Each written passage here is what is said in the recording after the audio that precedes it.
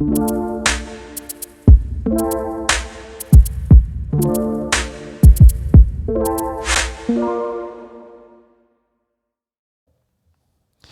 welcome back everybody to another episode of BCS Community Connections. And today on the podcast I have Dr. Dary, she likes Dary, I think better, Dr. Dary Dega. And Miss Dega is the owner of Degallery here in the Bryan College Station area, specifically over in Bryan, Carter Creek area. We were talking about you're over by KBTX, over by the studio over there. And we'll give you some information on that in the end. But what I wanted to do is sit down with her today and get an opportunity to talk about a lot of things, not just the art gallery that you have here in the area, but specifically you as well too, so people get to learn a little bit about you. So what I'd like to start with is that where you grew up, what brought you here, why we brought Degallery to the Bryan College Station area. So I'll let you start with where you grew up. I'm from Russia. Originally born in Russia, very close to Moscow. It's very beautiful, small city, scientist city. It's looks like college station, but it's part of Moscow. My family is scientist family. My father professor nuclear physics, and my grandfather big professor of biology. So my background is scientist. Yeah. And I'm growing in the beautiful city, close to river, close to downtown Moscow, and close St. Petersburg, so around history. So the title doctor in the front, because that was the first interesting thing that we were kind of talking about here, and what I was learning about you is it's not doctor of art and art galleries and all this kind of stuff. You're actually considered a doctor in neurology? Yes, I'm actually doctor. Yeah. Yes, it's a doctor. Yeah. So, and yes, it's my education. I'm not just art and music educate my life. My second education is medical school. Mm-hmm. I finished medical school. I finished after school program, and I have PhD in the rehabilitation and neurologist rehabilitation. So after I work a lot of the science institute, with patients with stroke attacks and rehabilitation with different problems, dyslexia, dysarthria, and hemiparesis. So yes, I am doctor. Yeah, and we were talking about over in Russia where you were studying, you were doing all of this work through school, getting your PhD, but we were also talking about kind of the differences between the United States and in Russia, and we're talking about the art and the differences culturally in both of those areas as well too. Like your family, you're talking about your dad is like, listen, art and music and all that's all a hobby, all right? Yes, like it's true. We're all scientists here, we're all doctors here. That's kind of how that's how we do things here in our family. Yes. And so you went through that process, and you actually had a career in Russia where you were like working and utilizing all of that, all of the certifications, your doctorate, everything else that you had there. You were actually doing things there that didn't relate to running an art gallery or any of that kind of stuff. Yes, it's true. First, you're absolutely right. We have absolutely different culture, education, and everything is different. Yeah. Everything is different. But it's not bad. It's great if we can make our part for United States. And so yes, we in Russia and Europe, it's most country in Europe have art schools, and every child go to art school and music school after school, and this is real school. So we have classes, everyday classes. And this starts early. It's after you finish your public school, for example, 3 o'clock, after school you go to art and music school every day. And you have real classes every day. It's scheduled. For example, one day you can have sculpture, drawing, painting. Next day it's art theory or music theory. If it's music school, you have 2, for example, piano and guitar, and you have free time per week, music theory and music literature. Same with art. Right. It's real classes. You take exams, you have certificate. This is real education Yeah. for little kids. Yeah. And after you can go to art and music college for improve your skills also. It's very, very hard and high level because you need to do everything great. It's sometimes 55 kids would like to go to one place for one seat. Yeah. So it's huge competition. And of course, this is different here. Yeah, you were talking culturally when we talk about the differences there, that it's expected, So when Yes. you talk about cultural arts, whether that's, like you said, whether that's the arts of painting, sculpture, music, whatever, theater, it's expected there. Yes. And one of the comments that you made in pre-show is you were saying, like, if you're a good family, this is what you do. Yes, Like, yes. it's if you don't do these things, then you're looked upon differently, because it's an expectation there in Russia that families are sending their kids to this portion and that they're taking this on as a part of school. Yes. Like, it's not like, it's not like Not entertainment. Yeah, in the United States, we'd look at this as like, you're going to public school, and then if you decided to go to a music class or whatever, well, you're paying for that, and you send them to a music class or whatever. There, this is all an expectation of a part of the education. So as you come through, it's like, yeah, we have this education side here, but we have this cultural education side that's expected from you as well, too. And then you kind of figure out what you want to do at the end of all of that. If you're, like you said, if you're going to move on and go to a college for music or for specific art or whatever, then it can be extended on from there. So you go through the process, you get your PhD, become a doctorate in the science field. You have your own entity, like you're developing your own footing there, basically, where you're a scientist doing things in the medical field, doing that kind of stuff there in Russia, and you meet someone. So we met long times ago. Yeah. We met when I was young and just start my medical school. So yes, we met with my husband in Russia in very beautiful Lake Baikal. Is amazing, beautiful lake, and my father organized this conference. He still organizes every single year this conference still now for international big nuclear physics community. Gotcha. And my husband was a young postdoc from United States, and he coming to this conference in Russia. This is when we meet. Now, your husband, though, immigrated here. My husband original born in Moscow, and his family is still in the Moscow, and he was immigrated after his graduate program and immigrated to Notre Dame private university in the Michigan. Okay. So he's basically, he's immigrated. He's an American at this point. he's 100% American. Yeah. His view, he's absolutely whole his adult life and here, and he everything do it like American guy. Right, I got you. So he meets you, and then he decides, hey, I'd like to get married, Yes. and proposes. But now at this point, you kind of understand, like, yeah. No way Yeah. to immigrate to United States. I was very young. I was very wish to my career, Right. and I understand. I didn't see my life in another country because we travel a lot with my father. Right. He's have different collaboration with different countries. We live in the France long time, and we travel in the Milan, Germany, so Italy.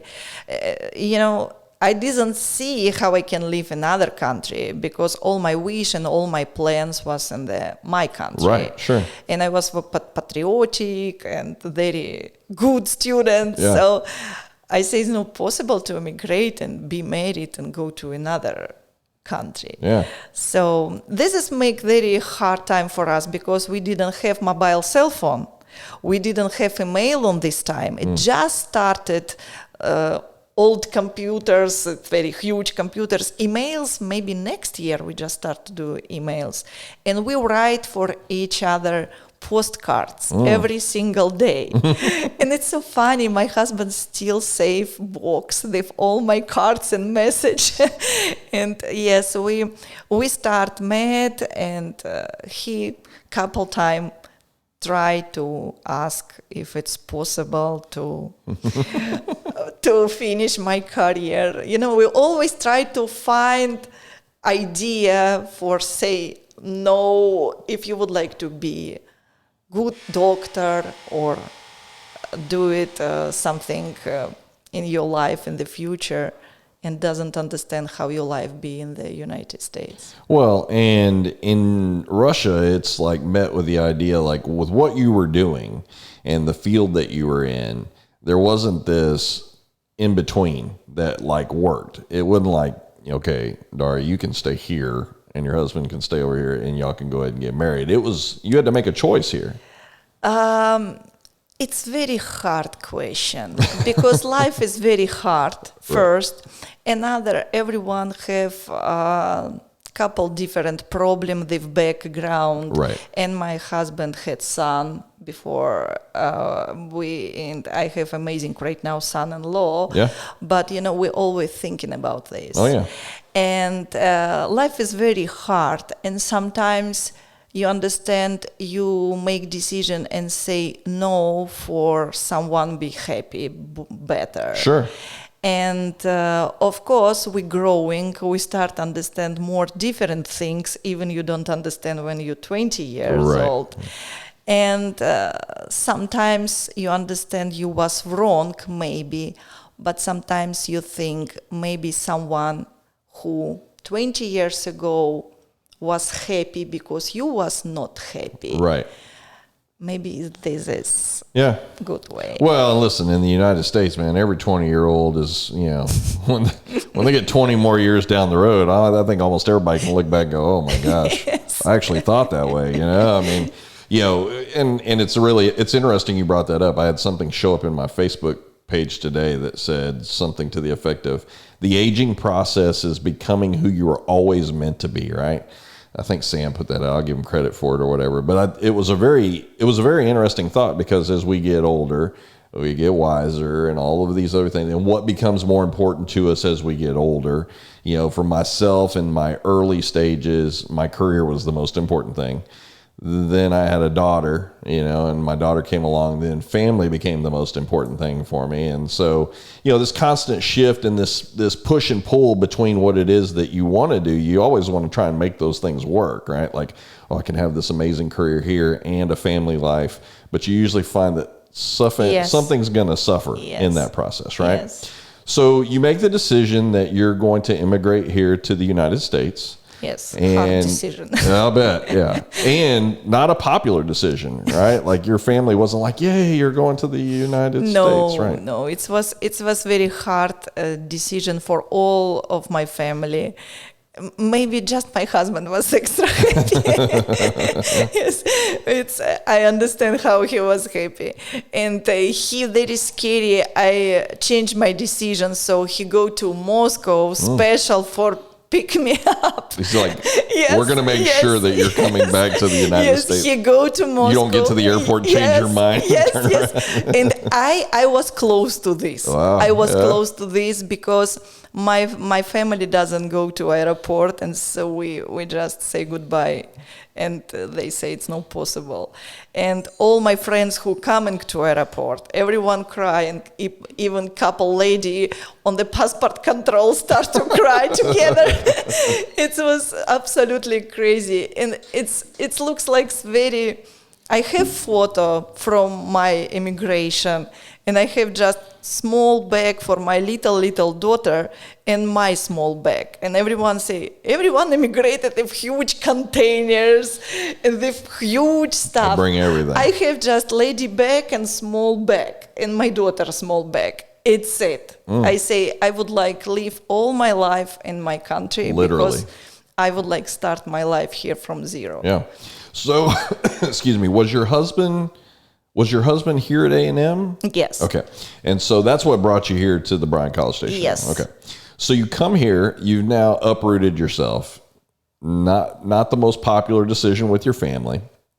You have given up your career that you had there, and coming here, then you started applying, trying to figure out, okay, what I was doing over here, how can I maybe make that work here? And is there a professional field that I can get into that aligns with what I was doing there in Russia? And you find that, okay, well, yeah, you're doing all these things and you've done a lot of this stuff, but we need these certifications. We need this kind of schooling. We need these types of, whatever letters on the tail end of your master's, PhD, or whatever. And for you found that a lot of that was like, you were almost going to have to start over basically to kind of be in the field that you were already in, right? Yes. And so that didn't work so great. No. Yeah. We try. I know how my husband try his best for I feel good, and he try everything for find job for me here, even not just any job to work to store, because he understand what kind level I have before, and he understand I was shy to go to just a store to be. Sure. And we try do career program, Texas A&M. But first problem, my English, and I understand I'm not local, I just immigrated. In English, it's very hard part for find good job and be lecturer, for example, for sure. Sure. And another problem, medical school, it's not be physics and chemic and mathematics here, because we need special certification. Right. And this is absolutely different program, and more my education here need over again certification process, and maybe move to another state, another in work like intern medical. Yeah, you'd probably have to go to another school. Yes. You'd have to go somewhere to go to another school. Yes, and work like intern. Yeah. It's very hard to do it after you almost done your career. Start with Blinn College again, be start nurse. all over. Yes, Yeah. It's so hard. We was close to this. I start to prepare my certification exam, and we was close. But after we find I need to looking for intern position, and this intern position can be absolutely different state. I just start to worry how I move from this city if my husband 20 years waiting me here, and I'm again go to Washington or New York for just be intern. Right. And we say, okay, my husband say, you can say you retire. You enjoy your life. Yes, you in the career, and this is a good time for start something else. Yeah. And so this is like 2013? I immigrated 2013, November 17. Okay. I remember this day like yesterday. I'm sure your family does too. Yes. So I'm couple years sitting home and try to study English. And I burn baby. We have son. And this is maybe was... Hold on, let me stop you. Somebody who was just listening may have misheard it. You had a baby. Yes. Okay, because somebody who was listening might have thought that you just said you burned baby. No. You had a baby. I wanted to clarify that for anybody that was listening there. Yes, we and I opened business. My son, my baby was five months, and I didn't speak English. I have 5 months new child, surprise for our family, and I opened business. Yeah. All within like a very small little window of time here. Yes, for a couple. Yeah, yes. I mean, let's face it. You came, you were at a top level of production in Russia, and you were in the medical science field there, doing things with them, a high level of execution, high level of expectation, and now all of a sudden you come here. We don't necessarily have those same kind of standards for folks. Like if you want to stay home and, you want to eat cookies and watch TV all day and everything else, hey man, knock yourself out in the United States. In Russia, not quite exactly where you were planning on being. And so that level of drive for you really was like, I have to do something. Yes. Like, I can't, I'm not going to be a good stay-at-home mom. This isn't going to work out real well for me based on what I've been doing for these years. And so you make the decision literally out of the gate that you're going to start the gallery. Yes, Yeah. yes. And was very hard decision for all of us. Sure. And I'm thank you, my friends and my husband. He trust me and say, you can do it. Yeah. Because for me, what's very hard, I'm not eggy owner. And here it's very important. Yeah. All restaurant, everyone write eggy owner. Yeah. I'm not. Yeah. Oh, listen, So I'm right there with you. I understand. So this is hard. Another hard, I immigrant Yeah. and I doesn't speak English. Right. And this is very hard too, because I have a lot of customer in the first year exactly who just listen my English on my cell phone and doesn't come back to my business. Yeah. And this is very hard also. And another hard, I have 5 months baby and he's always on the me. I doesn't have babysitter. Yeah. And this is again question, and now our parents doesn't help us because my parents 10,000 miles from us and busy. Right. So we doesn't have grandma who's sitting home with my child. Yeah. We need everything do myself Yeah. and my husband. So this was hard, but we sit together and he say, what you would like, to sit at home or do something? Yeah. And show you can do it. I say, I would like to show I can do it. And Yeah. I would like you believe me again for I can do it. But now culturally in Russia, art is such a big portion of everybody's life that Yes. is going through the process of education. And for you, you came here and you noticed that that wasn't the case. For us, we don't, I mean, if you've gone to school here, everybody calls it an elective. Like you can choose to do this stuff. And, if you choose to do it, it's kind of what interests you. It's not necessarily an expectation there. Like art, music, all of that kind of stuff is like an expectation, just like taking a math course or taking a science course or whatever. So you bring that knowledge and that information over here, knowing as you kind of got into the community and acclimated yourself here, that the art scene for us here, art galleries and things like that, that's not really a big thing here in the Bryan College Station area. It's not looked at, or it's not at least developed to the point that you would see it in major metropolitan areas, New York, whatever, Los Angeles. You can go to those big areas, but even more so here in Texas, Austin would be a good example of that. Austin is culturally very rich in the artist community. Not just both, artistic when you talk about painting and sculpture and drawing and things like that, but also Austin in Texas is known as its music scene. It is the thing where music really thrives and is a major portion of what makes Austin what it is. You come here and you realize that's not really a thing here in the Bryan College Station area, but you decide, hey, I'm going to open a gallery and we're going to do this. Yes. Your husband is like, you can do it. If anybody can do it, I don't know that Dary's going to be able to do it. So, you knock this down. So you decide you're going to open this gallery. And what did you envision when you opened it? Like, how did you see when the gallery first became in existence? What did you see? Like, what did you see that the need was to bring here to the Bryan College Station area? First, I think we need little change view of our local community about art. So United States have very expensive original artworks. Right.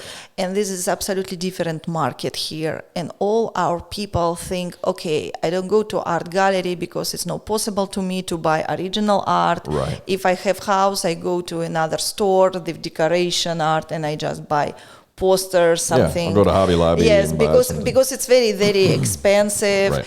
And it's not too much interesting for me because usually if it's exhibition, it's so long time. I know this artist, nothing going on, Right. nothing new. And this is big goal for me. First, I would like people start to buy original art. Right.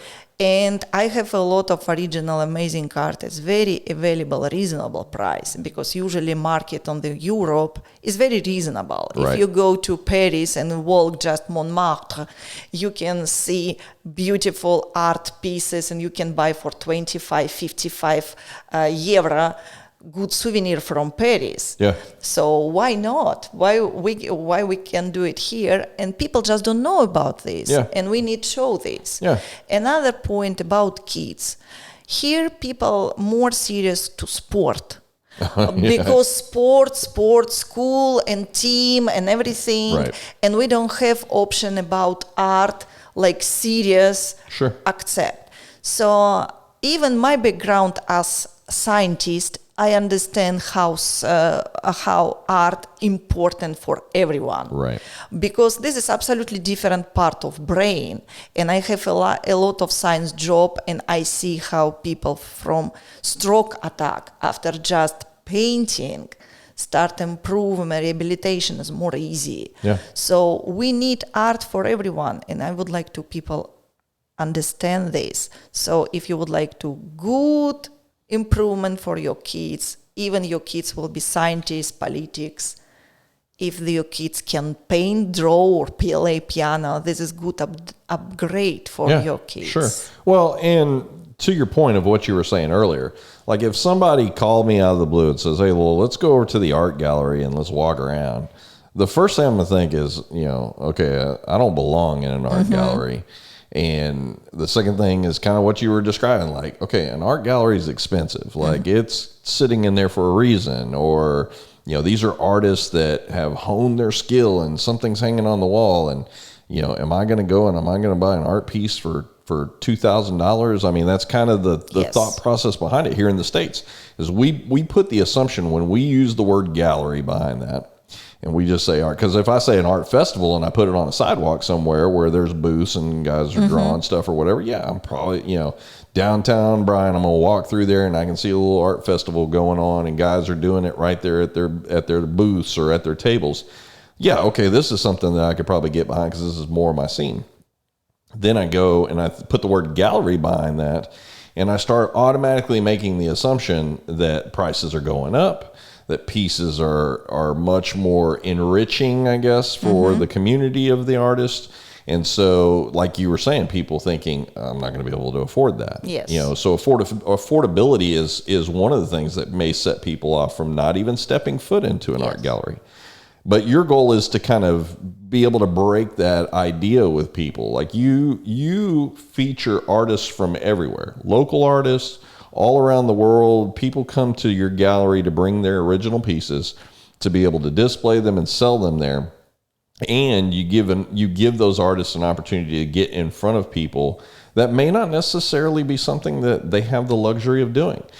Social media has really taken a lot of that away from art galleries and stuff, where you have people saying, okay, I can take a video of myself creating this painting, and then I'll just put up a little link where they can go to my website I've set up and buy my stuff. And that's great that exists. But your goal is to still be able to preserve what really is the history of art by being able to bring those pieces into a gallery where people can spend time walking around. It becomes a cultural enrichment. It becomes, and one of the big things that you said earlier in pre-show is that your goal was education, to be able to teach people that just because you put something in an art gallery is not going to make it $1,000. Yes.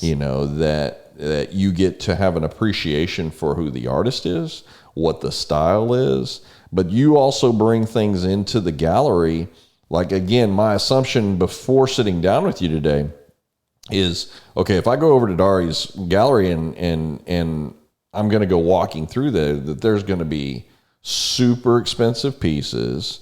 They're probably going to be really large paintings and things like that, things that are out of my control. Listen, I'm not the guy that's going to walk through there and be able to stare at a painting and have a great appreciation for what it took to create that. But that's also a part of the reason why I like having these types of podcasts, because I was telling you, like, I had Beth on the show at one point. We were talking. You get a greater appreciation for understanding how art becomes what it is, how it comes to be. Like, you made a comment where you're like, art doesn't go down in value.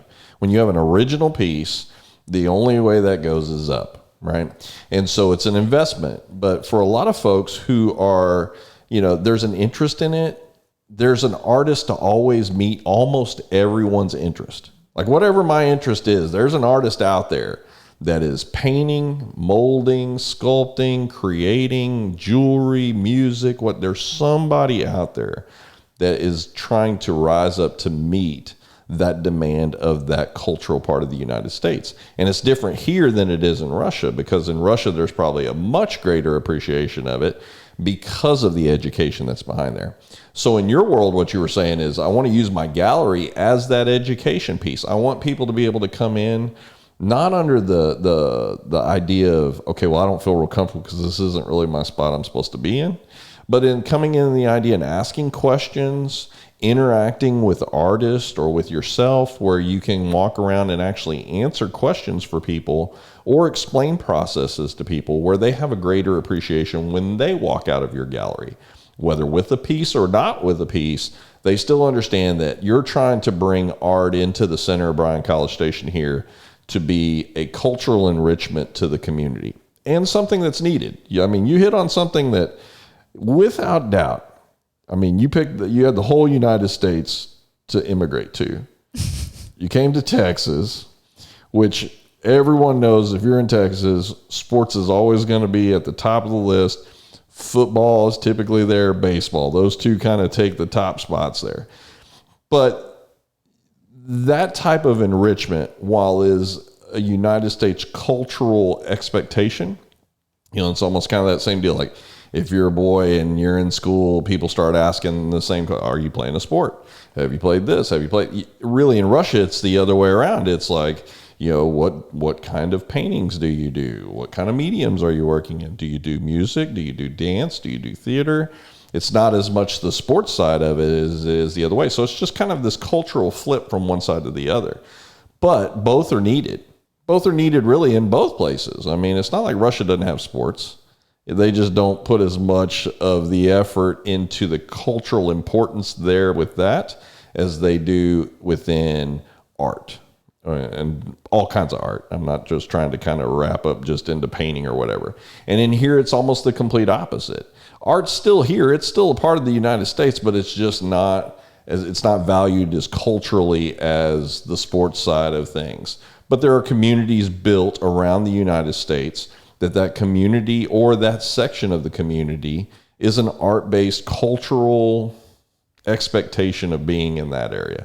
People move to Austin. They know there are spots in Austin where, culturally there's going to be an art district or a theater district or a music district and things like that. So you were saying that, your gallery is not necessarily confined, or you don't want to find it to be confined to a specific type of art. Like, I don't want it just to be oil paintings or watercolor painting. I want it to be art in its form, right? So it can be drawing, it can be painting, it can be jewelry, it can be music. All of these things that you're trying to bring in just to enrich the cultural aspect of what Bryan College Station is lacking. Right. Yes, it's true. It's true. This is why we make different exhibition every single month, and we have absolutely different artists on the schedule, and our schedule is full for a couple next years. And it's a sculpture. A couple of years, like you were saying, like 2025. Yes, like we're full until 2025. Yeah. Yes. So that's a good problem to have. Yes, we have amazing collaboration with good organization of art right now. First, Brazos Valley Art League. Mm-hmm. Right now have different name, our Arts Society. We have meetings every month in Degallery, and they have 2 times per year group show. We have right now collaboration with Central Texas, Professional Artists Central Texas collaboration. They have 1 time per year group show in Degallery also, and this show will be July. We have collaboration with Georgetown art organization. So we have different local community collaboration, and also every single month we invite artists around the world for make solo show. Right. So it's not just group show, and we try to show different price pictures, different level, not just high level. Right. Different. I give opportunity for young artists and for talented artists who just start career here, and I'm happy to display and help with solo show for these artists also. And we have different room and display every single week different picture for private collections and for different mediums also, yes. And you were talking about, like, so Degallery is also set up in a situation where you have a nonprofit and then you have a for-profit, right? Yes. And the nonprofit side is where you're using the monies that are coming in to be able to support other art events, scholarships, programs, to be able to enrich backwards. Meaning not necessarily just within your gallery, but you're also looking to support things outside of the gallery through schools and things like that, where you can work backwards with scholarships and with funding programs to be, whatever, after school programs and things like that for kids. We have a lot of different events with nonprofit, and I try help a lot of students and kids and talented kids and also young artists. We start program with Bryan High School, and we have first Bryan High School students exhibition couple weeks ago. And this was amazing show because best students in the class display his artwork in the gallery and feel like original artist. Yeah. And I provide for Saturday art market opportunity for students also. And in the April, one student high school of Bryan participate as vendor and sell 6 pieces artwork and was so excited because it's first his market and he can sell artwork. Yeah. So we have very big kids contest. And all money from this contest I provide for scholarship, for prizes, for kids around the world. And last year we have 475 pieces artwork from 65 countries. Wow. And was amazing because we make show, and during coronavirus we display all artworks online. We have online exhibition these kids, and we open more opportunity for more kids can win, not just one prize. Yeah, sure. And we have 75 winners. Wow. Yes. Well, and you were also talking about the connection with Degallery is also international. It's not just local here. Like, you have a connection network backwards through many countries and things like that, that also that nonprofit works backwards through there as well too. And so the goal here, though, for the nonprofit part is to pour back into the kids who are participating, or events that you're trying to put on where you're giving a scholarship away or something along that lines, to be able to help backwards into that. Now, on the profit side of it is where you are commissioning art pieces that you're displaying for sale in the gallery for local, not even local. I mean, local's obviously an option. National, for international, and local. Right. So you are kind of the hub, I guess, for a lot of different artists to be able to come to and display their pieces. But then you also offer classes and workshops. And so this was kind of the thing when you think about an art gallery, you're not thinking about the classes and the workshop piece of it. And so the classes and the workshop piece, I was amazed to find out in pre-show that you were talking about, like, you have camps for kids that literally can take that kid all day, depending on what courses they're kind of enrolling in, and that they're going through this process of learning from the basics all the way up to being able to, and not just kids, adults as well too, but being able to do workshops where they're learning about basics, where they're learning about techniques, where they're learning, we were talking about being able to use like live models and things like that for being able to draw, free drawing classes, things along those lines, but really more so for the idea that you can pour back into that group. And I keep wanting to refer to kids because it's really, we're talking both sides of the coin here, kids and adults. But those camps and those courses that you're doing, they're filling up. And I mean, like, you have a constant enrollment of kids that are coming. Before we went on air, we were talking about, like, what do you do with your kid over the summer when they get out of school? And you're like, these camps go on all the time. They go all year long for you. And so you're enrolling these kids in these classes and really trying to teach them the things that are kind of expected, I guess, really in Russia, right? But it's an opportunity to tie back in where if my kid goes to an art class in elementary school, she's in 4th grade right now, and she has art as one of her rotations. And it's interesting because it's called camp, right? But it's, yeah. I can already see the look on your face. You're just like, okay, yeah. They go like once a week, for what's supposed to be maybe an hour, but by the time everybody settles down and gets to going, that teacher's got maybe 20 minutes, 30 minutes of true art time with different levels of kids being at different levels of behavior, Yes. And so it's not the idea. Your camp is more so geared towards getting those kids focused on specifics like this. Listen, you're here in this camp. We're going to get you trained to learn about how lighting should look, how shape should be, the different mediums that you can use, all of those things to give your kid an opportunity to grow from here to up to here to further beyond if that's what they choose to do. To whereas in the education system, for public education at least, you're probably not going to ever be able to get that time. It's going to be something that we would consider, like if let's say dance was something I was going to send my daughter to, I would have to do that after school, pay somebody's going to have to take that on, and I'm going to be shuttling my kid from school to dance class, to gymnastics, to whatever, right? And what you were referring to is, and I thought it was funny because you were saying, man, if I wanted my kid involved in all of these different kinds of cultural enrichment programs, I'd have to be a millionaire to pay for all this stuff. They charge an arm and a leg to do this stuff as well too. But your goal is, you're not out there charging an arm and a leg for these kids to come to camp or for these adults to take these classes. It's really to be able to unlock, for some kids, to be able to unlock something that they're probably never going to be able to get their hands on or do in the public education part of it. But if they're taking that art class in the public education sector and they really like it, this is an extension of that to be able to tie your kid back into, to bring them into something that is specific, like true art taught classes, right?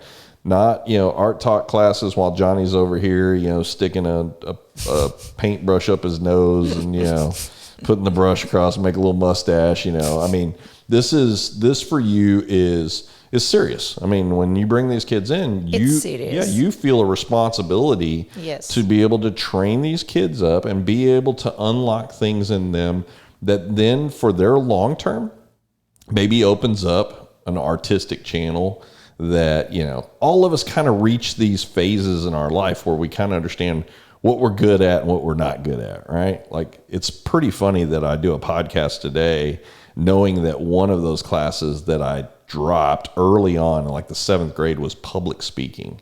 Like, I could not get up in front of people, say my name, say what I was interested in. But what's really been interesting is my career has kind of forced that on me in the long term. Like, you don't get to go, my career was, I was a retail store manager, and working at a Walmart, I have 750 people that are up underneath me and I'm responsible for. I don't get the luxury of not speaking to those guys in public when we do 3 meetings a day and all of this other kind of stuff. So it's being able to unlock really confidence levels in kids, in adults, and maybe for some adults, it's the stress decompression. Like, I get to come to class and like, this is all I'm focused on. I'm not focused on an unclean house, dinner that was supposed to be done, kids that are driving me crazy and up the wall. I can be right here in this moment. And I can do that in Dary's gallery where I have this opportunity to just shut the world out, right? It's true. And I have a lot of scientists and physicians who come into class, adults, and say, I don't see before I can draw something. And right now, my wife is amazing drawers. People doesn't know about how people talented. And sure. After first time try, just relaxing, and this is nice. So. Yeah. And you absolutely right. We real with classes, and our class, it's not just free drawing and draw everything what you would like. Yeah. And I say all parents before sign up kids for classes and in the first class. So here we study art. If your child would like draw something special, butterfly, we have special classes step by step. You can sign up, choose picture what you would like, Yeah. and go to this class. It's like entertainment. Right. Fine, we do it. But if you would like class, you need to be ready with critics, because I don't say you have amazing job if you do ugly dog. So I'm always say true, because I think it's a real education if you make true, and if you student do it not correct, you need to say, okay, let's do it and fix it. Right. Yeah. Let's don't let you paint ugly dogs for the rest of your art career. It's very hard also, because here it's a lot of people doesn't like critics, Oh, you know? Yeah. Yeah. Yes, and say, okay, I'm best with drawing. So Yeah, we're on we won't even go down that rabbit hole, because there are so many ways we could go down when we talk about the lack of people wanting the lack of criticism in their life. But the reality of that is people who are true artists, they became who they were through mentorship, through training, through learning, through advanced techniques. I mean, unfortunately, in the United States, we get this idea, and my daughter fits into this example very well, where, I want to learn how to draw a cool looking dog. Let me go on YouTube and type draw a cool looking dog, and here's a step-by-step on how to draw it. But again, it's just it's an overview. It's almost like in the world of that you look at, that's almost just like we were talking about digital art as a good example of that. Digital art is really starting to increase, but it's starting to increase because technology is increasing. There are more things that are available to, we'll call them digital artists, right?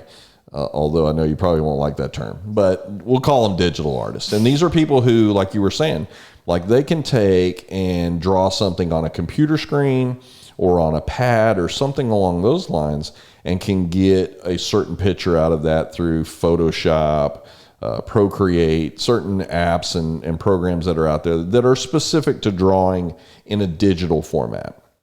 But then if you put that person in front of a canvas, piece of paper, and give them a medium, whether that's, let's call it acrylics, oils, charcoal, whatever, they can't reproduce the same thing, because this is kind of where they've locked their little level in at. I know that if I want it to look this way, I can hit this button, and move this brush to here. But then that doesn't interpret into the real artwork piece when you put it down. Now, that's not 100% true sometimes. Some people can do both sides of that equation, but it's different. It's different when you're talking about, like, if I want to obtain what you got here, what you drew here digitally, and I want to put that onto this medium, whether that's canvas or whatever, paper, and I want to make it look this way, understanding how to get that recreation there through using actual art supplies, art techniques, yes, lighting, shading, all of the stuff that kind of goes along with what it is that you're trying to teach through some of these courses as well too, then really unlocks a whole other level. In my business, I have a graphic artist department, right? So I have graphic artists that work next door, and they're great at reproducing things on a computer screen, specifically Apple products. They use Macs and things like that, and that's kind of the digital, digital canvas, so to say, for digital artists. But they can also, in the same sense, I've got a couple of them that can move that from here onto paper, onto canvas, that artistically there are things that kind of traveled with them and works in between both. And you're kind of the knowledge of, if you learn the basics here on different mediums, that will make you a better artist long term, even digitally, if that's where your avenue is that you're going to make your career or your money. Still learning to do it here first really works backwards easier than it does going, I'm already a good digital artist, now I'm going to try my hand on it in these different mediums of actual art in front of me. It doesn't work as well backwards, right? For a lot of guys who are trying to do that. Your goal is you also don't want to let the digital mediums dissipate or eliminate, even in some cases, true artwork that's been around for thousands and thousands and thousands of years. So it's just different. I don't say it's not art. It's art too. It's little different, and I think this is good. We have this for any industry, cartoon, and so it's nice. No, but my view for this, I think before you start to study digital, you need to know everything about basic art. Right. This is why we doesn't do any more art classes online. I start during coronavirus because a lot of my regular students who take classes 3 years around say, no, please, we need classes, continue, doesn't close. And I start to teach online per free for all my students because I don't think I need to take money if it's not real class. Yeah, not in front of you. Yes, after a couple months in the summer during business was closed, I see how it's absolutely bad because I don't see improvement of my students. I can't fix it. I can't control because these kids and beginner adults absolutely can't use brush and pencil well. Right. And I need real show this. I need fix, and he needs see my example well. Right. And we work together with every single project. Sometimes if I have teenagers who do it well, we do different project, but I'm always say, okay, look, this color is not so good. Let's mix a little bit different. Let's do it more terpenoid or something. Let's check this, see how I did it. So this is always conversation and control because it's study process. With art online, this is not possible. And if someone show you online, even another American deal show online step by step, it's fun for entertainment. Right. It's fun for party. You can drink wine, you can see screen, you have and paint something, but it's not education. Right. It's just example. It's just an end product. It's just example, right? And if you know how draw this dog because you see the screen, no way you can do still life yourself. Right. No way. Right. Because a lot of kids who coming first time to my class say, oh, Miss Dary, I can do it butterfly. I know how do it everything because I know how do butterfly. Someone show me. So I'm my kid. Yes, I'm happy for this, but I'm happy after a couple lessons, kids start to understand you need study. Right. Whole life. Yeah. Well, and do you find yourself like when you got that student in class, because it's the same deal. You don't necessarily say, okay, we have these kids classes where they can come in and study art, but you have different levels of artistic talent within the classroom itself. Yes. And so do you find yourself like over here at the basic kid who's still learning and trying to kind of figure it out and wrap their brain around the smallest little parts of starting up, to the one that's over here who has a good grasp of that? You find yourself like, okay, this one over here, I'm going to push and challenge harder. I'm going to move them to another level, that's not necessarily like, here's 101, 102, 103 class, 201, whatever. I mean, it's, listen, I can see that this person has a talent already in them. Let me push them a little bit more to unlock more quickly for them. Yes, it's absolutely true. Of course, we have small classes with different ages. Right. But sometimes same ages is absolutely different kids. Yeah. For example, I have right now a couple my students who take classes couple years, younger teenager, but they take teenager classes. Yeah. We change level for higher, and these girls right now more younger teenagers, but on teenager class. And we talk with parents, let's do it change level. Also, if it's same class and kids, someone talented, someone just start to open his talent because every kid's talented. Just not one have good instruction. So if I see this is different, and for this child it's very hard to do it watercolor. Let's do it same project because I start with basic, for example, drawing caterpillar or something.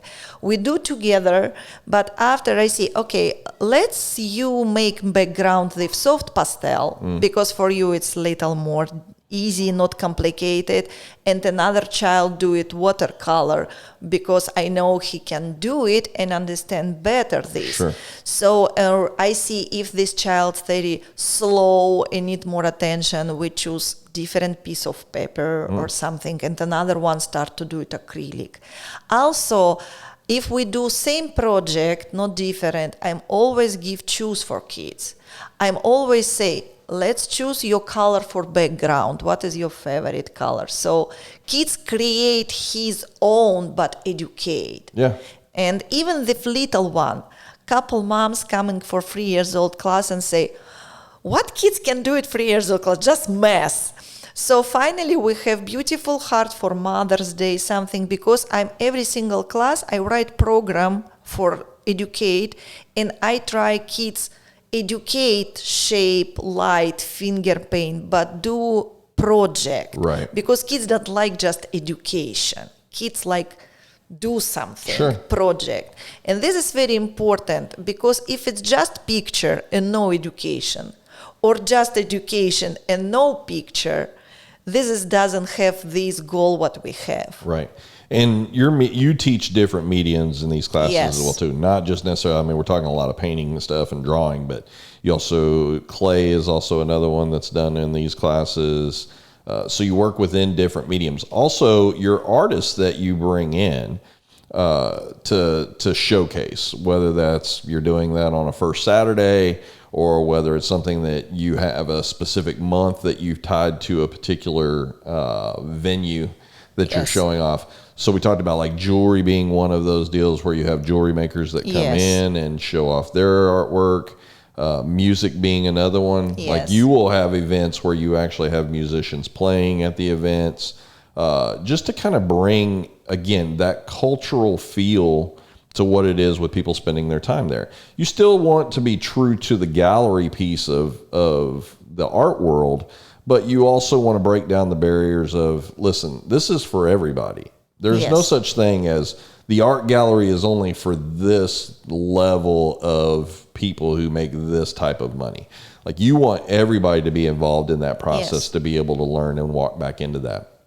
But a lot of that, I mean, even if you look here in the United States, like even if you look at how art galleries are portrayed in movies, in TV and everything else, it is like this upper level kind of, thought process. If this is not something that culturally is in my world, then I start thinking of that as I got to make, $100,000 a year, $200,000 a year to even step in here and be able to try and offer to buy something. And you want people to understand, like, listen, it doesn't matter if you make $15,000 a year. We still want you to come in. It doesn't matter if you don't work at all. You can still walk in here and have a great appreciation for what artists put down as their medium. Like I said, whether that's painting, whether that's sculpture, whether that's music, whether it's dance, whether it's whatever. You want to bring all of that into the Bryan College Station to enrich the art culture that is lacking here within the area. And so artists who have an opportunity or who can reach back to you to get an opportunity to say, okay, I know you've got this, particular show that you're putting on, or this particular month you're going to be showcasing this particular group of artists. Like we were talking about, when was it? You said you were doing like Texan artists? Yes, we have professional artists of Texas, Central Texas group. We have Brazos Valley Art League show, just finished it yesterday. We have artists from Waco. We have artists from Georgetown. Yeah. And yes, this is, and you're absolutely right. My goal, not just make money and make my profit from sales artworks. Sure. My goal, help our community appreciate art and start to love art. So a couple days ago, one private school, high student make tour, and I talk with students about what is different between contemporary art and academic style. I'll show different pieces. We talk about colors, about impressionism and impressionism. We talk about different art, and I see how kids, teenagers, who most interested in sport start to thinking and interesting about artist stuff and how it's interesting for try. And couple days after this visit, a teacher asked me if it's possible to do art show talented students here. I say, sure, if we can do it for Bryan High School, why no? Sure. And I'm happy to display talented people from city. Also, this Tuesday, tomorrow, we have a Degallery voice recital because voice teacher asked if it's possible to make recital in your studio.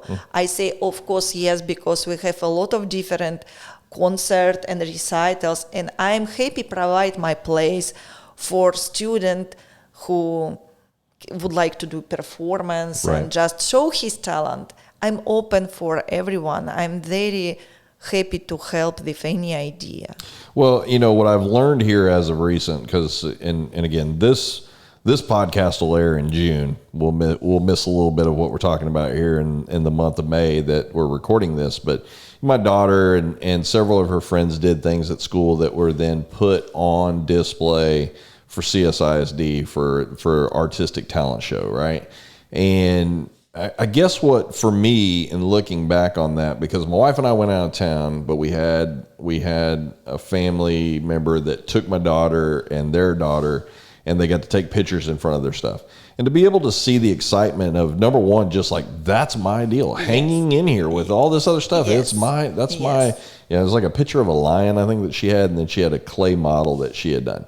And she's you can tell the excitement of like, I did this, right? Like, it doesn't matter what everybody else has done, I've done this. Yes. And so I think that's the part that a lot of parents tend to miss. I mean, yeah, man, you get kids in their elementary, they're coming home every week with something. Like, they've got, I drew this and I painted this and I did that kind of stuff. And unfortunately, I think a lot of that just gets lost in the mix of everything else. Like, okay, well, what are y'all doing in math? Why is your science grade so low? That kind of stuff, But look, I painted this, this ugly dog over here. And you're like, okay, great. Let's work on the math score. We tend to be a little bit more focused and driven in the academic side. And again, this is the part that is, academics is important. I don't want to put in, or discredit any of that as a part of the importance for public education. But who they're going to turn out to be is really kind of locked into that artistic side. Like, what kind of person they're going to turn out to be and how they look at the world and how they view things. And, there's enough things vying for their attention digitally, and whether it's on TV or an iPad in front of computers, and schools are starting to move more to digital technology to be able to teach your kids. And so you don't want to lose this part of the historic culture that has made the world, right? Not just made, Russia and Germany and the United States and all. I mean, this is a part of what has culturally moved the world from different levels of art throughout the centuries, and how these impressionisms of these art changes have continued to evolve. Yes. We were like, there's no such thing as like, okay, yeah, there's only going to be one Van Gogh, right? But this is kind of what I'd say, like, before there was a Van Gogh, there wasn't, right? There was somebody else. There was another artist. There's always artists to fill the voids of who's going to be the next big artist.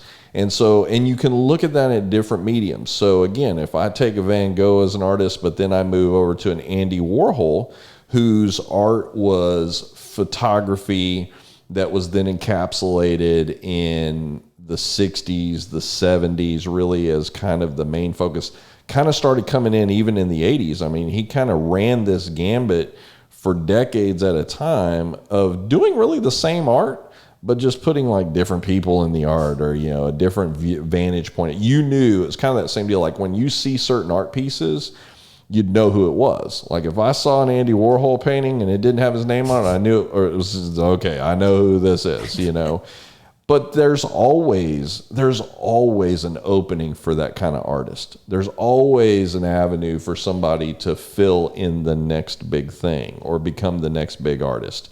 And they nowadays, probably more than anything else, artists tend to be created through that digital drive of they put something up on a TikTok or a Snapchat, or they do a YouTube channel or something along those lines. And again, before there was all that, then there was TV, and before there was all that, there was radio. I mean, every medium that kind of comes along technology-wise is then met with artists who fall into that medium. Does that make sense? Yes, absolutely. Yes. But I think time is going, time is changing, everything is changing. Just not what changed us. Everyone have heart and soul, and we need time for relax sometimes. Yeah, absolutely. And art, I think this is best way for relaxing, for find yourself. Yeah. And doesn't matter. You can be amazing sportsman, or you can be president of United States. Sure. You can just close your door, open your mediums, and paint everything what you feel. Yeah. And relax. Well, it's interesting you brought that up, because one of the things that hit the media, and this was several years ago, but President George W. Bush, when he left office, moved into the world of painting. Yes. And he's like painting his dog and all this other kind of stuff. And nobody really kind of knew that while he was in office. And then when he was being interviewed about those paintings, he was like, I do this because it relaxes me and I really enjoy doing it. And this is kind of a newfound love. And again, so there's also no such thing as being too old to start either, or too old to learn, or too old to express that artistic talent that maybe I haven't had time to do it, or I hadn't really thought about it, or my family's kind of taken the forefront, or my career's taken the forefront on everything. And it is funny because I've spoken to multiple people here recently who they used to paint, and then they went back to it here recently, and they're like, man, this is something that was really missing in my life that I didn't realize was missing in my life. So to that point of what you're saying, it unlocks other things. Like it may be a stress reliever. It may just be the ability to shut the world out and just focus right here in this moment.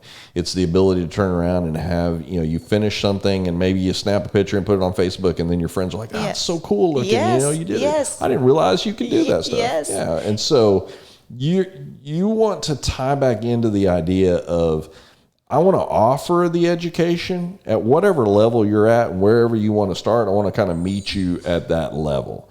Yeah, listen, I can't draw it all. Okay, well, let's see if that really holds true. Come and take a class with me, and we'll see. Yes, you don't need sign up for whole semester. You don't need sign up for whole months. Right. We're very flexible. If you would like, you can sign up for one class, beginner oil painting or beginner drawing, and try. If you don't like it, it's fine. You don't come back. If you like it, you can continue, and we can see maybe you change your mind. Yeah. And I worked so hard before I immigrated to United States, and I was so busy with my job. I was physician, have a lot of patients, but I'm always paint, always. Because for me, I find this is amazing way for feel comfortable. This is your word. Right. What you can create yourself. Sure. So this is amazing. If a lot of people, and we talk about depression during coronavirus, a lot of people need to psychotherapy, something. Sure. Maybe we need to understand it's more cheaper even pay for psychotherapy. Go to $35 art class and start to do it. Yeah, well, and potentially unlock something that you didn't even know that was inside of you. Yes. And around other people who probably have that same thought process as well too. Like, hey, look at this. Look what I drew. And this one, hey, look what I drew. Look at my husband, so talented. I don't would like divorce anymore. Keep drawing. Keep drawing. We'll make this thing work. Just keep painting for me or something. Well, and it's the idea of also, this is a great opportunity as well too for people to be able to sign up to do things for special events, Mother's Day, Father's Day, things like that, where they can create, again, like you were saying, original pieces to be able to give to a loved one, to a family member, as a gift, as an investment, whatever. I mean, you've got this wide range of where people can kind of meet themselves in the ability of creating things that they didn't even know was inside of them. So I know you're a busy woman, and I know we got to wrap this thing up. And I told you I'd try and stay on task here as we were kind of going. So it's great to hear that you're busy and that things are going on at the gallery and you're booked out. You're not so booked out though that you definitely don't want to shut artists out. So if there's artists that are listening to this podcast, by all means, they're looking to reach back to you to maybe see how they can get their art into your gallery or into an event. First Saturday, something along those lines where you can kind of tie them back into the community to get them some of the visibility that they're looking for. That still exists. Just because we said you're booked up to 2025, that just means you got events coming, during all of that time. But that still means that you still have people that you need to fill some of those events, people that are going to be potentially, if you're local from the area, and I'm sure you do multiple times throughout the year, you probably do local talented artists that can bring things in to show, to sell, to put on display, to do commission pieces, whatever. So we want to give people an opportunity that are listening as well to be able to know that you're still at that vantage point where, hey, reach back out to me and I'll get you plugged in one way or the other. Outside of that, for people else, we also want to break down those barriers and everything to get them to understand, like, listen, just because we got a fancy Degallery on the outside of it and you see these pictures, and it's a beautiful place inside. I mean, I've never been in there, but I see all the pictures and I'm like sitting there going, wow, like this, you did your work and you put this thing together. And so, but we also want to break down the barriers that are potentially keeping people from showing up on an event where you've got something going on where you want to display these talented artists in front of the community. And so to have the community come out for these events and everything else. So they can find you on Facebook. That's, so if they're looking for the social media and the pictures of events that you've had in the past, pieces that you've put up in there and everything else, they can go there and they can see those. They can also see them on your website. So I want to be very clear about the website, because that was one of the things I told you when we got started on here. I want to make sure I didn't screw this up. So on the website, they can go directly to the website at Degallery. It's DEGALLERY.US, not .com, .us. So, because again, we're talking about this is tied in internationally. Yes, because we think about different country. Right. In United States, it's US, Yep. and another country have another. Yeah, so we definitely want to make sure it's the .us on the end there if they're going to reach your specific spot. There probably is a .com out there. We don't really care what they got going on.